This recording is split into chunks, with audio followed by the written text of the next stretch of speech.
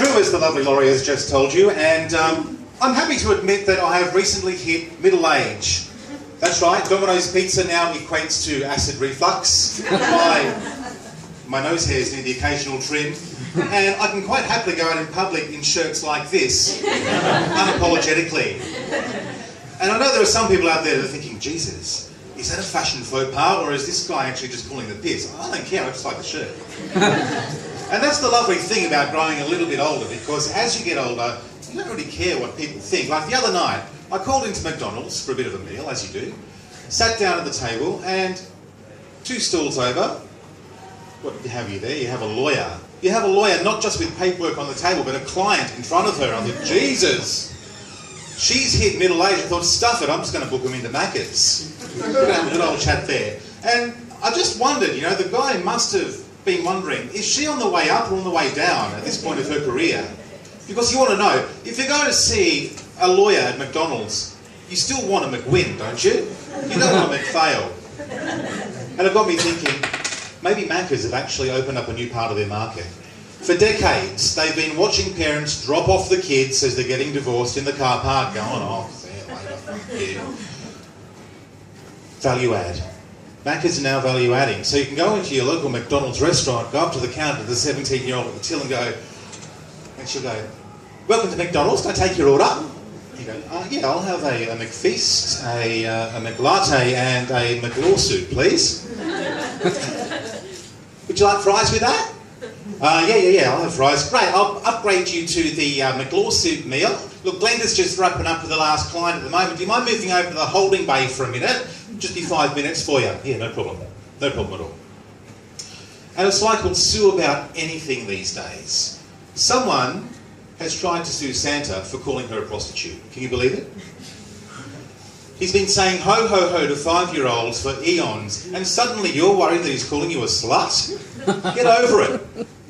So now the poor bastard, instead of saying ho ho ho, has got to say ha ha ha, which in my opinion, not quite as good, honestly. A bit scary, but I'll let you be the judge of that. Compare the pair.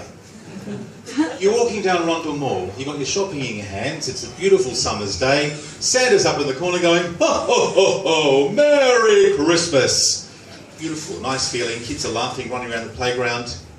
Now by comparison, take yourself just for a minute over to Tea Tree Plaza. Not for any other reason, just to Tea Tree Plaza, because you're walking there with your Christmas shopping and everybody's indoors and it's all good. Go past Santa's cave and suddenly, over the wall, you hear, ha ha ha! And it's like, are we being overtaken by pirates here or what? What's going on? Ha ha ha! Come here, little girl, sit on me lap. Me sack's full, I've got to queue out the door, make it snappy. What's that? Oh, you want Santa to sing you a song, eh? All right. Santa's on his way, he's coming in his sleigh. Ha ha! Dirty, dirty Santa. Dirty boy. And I wonder sometimes if I might become one of those men who really find it difficult to let things go. Because, look, love him or hate him, Mick Jagger, he's doing a great job at the moment. He's still performing on the world stage, 71 years old, moving about like a 50-year-old. It's amazing. Which, when you think about it, is a pretty shitty endorsement for the anti-drug movement. I mean, he's made kids, given up for the 15th time, and Mick's still there, loving life, getting out and doing it. All right. But we do have this obsession with youth, and with longevity, and the fountain of youth. And, look, quite a while back now, I saw this, this news report. We seem to have these reports that pop up every now and then of the oldest person still living. And this lady, she was, I don't know, 700 years old. She was living in Cuba at the time, and they cut to footage of her, and she's sweeping the leaves off the ground. And I don't know what it is with old people and leaves, but they love to fucking sweep, don't they? It's like that last leaf has to get off the ground before I die. She hadn't got it off yet, obviously. Anyway, the reporter says to her, what's your secret? What is your secret to this long and eventful life? And she's got the Cuban cigar in her hand. She's like, has a swig of a beer, and she goes, a little bit of smoke, a little bit of drink, and lots of dancing, yeah! Mick's onto it, obviously. He's dancing heaps, he's doing it, and he's got the secret to life. I reckon if he just learns to sweep up a few leaves, he'll live forever. But it's not too much of a stretch of the imagination. 29 years down the track, Mick Jagger's going to turn 100.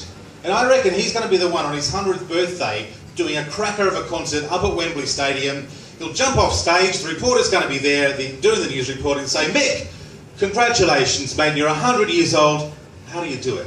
You've just done an amazing concert. What's your secret to a long and active life? And Mick will stare down that camera barrel and go, acid! Drop it young, drop it often.